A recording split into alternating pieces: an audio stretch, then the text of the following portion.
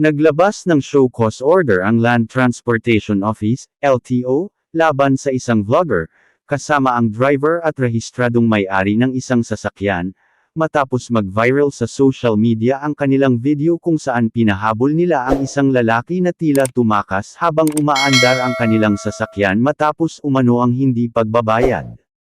Batay sa paunang investigasyon ng LTO Intelligence and Investigation Division, nangyari ang insidente sa Alakapan, Cagayan. Sa naturang video, makikita ang isang lalaki na tumatakbo sa gitna ng matinding sikat ng araw habang hinahabol ang isang umaandar na Toyota Land Cruiser, na umano'y bahagi lamang ng content na kanilang ginawa para sa social media. Dahil sa naging viral ang video at umani ito ng batikos mula sa publiko, agad na kumilos ang LTO upang imbestigahan ang insidente. Ayon sa ahensya, ang ganitong klase ng kilos ay maaaring magdulot ng panganib hindi lamang sa taong pinahabol kundi pati na rin sa mga motorista at iba pang gumagamit ng kalsada.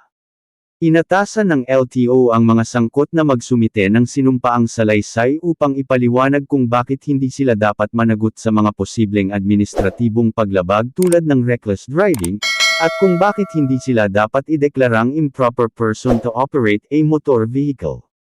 Kasabay nito, pansamantala ring sinuspinde ng 70 araw ang lisensya ng driver habang pranks, o scripted na sitwasyon na maaaring magdulot ng aksidente, takot, o pinsala sa ibang tao.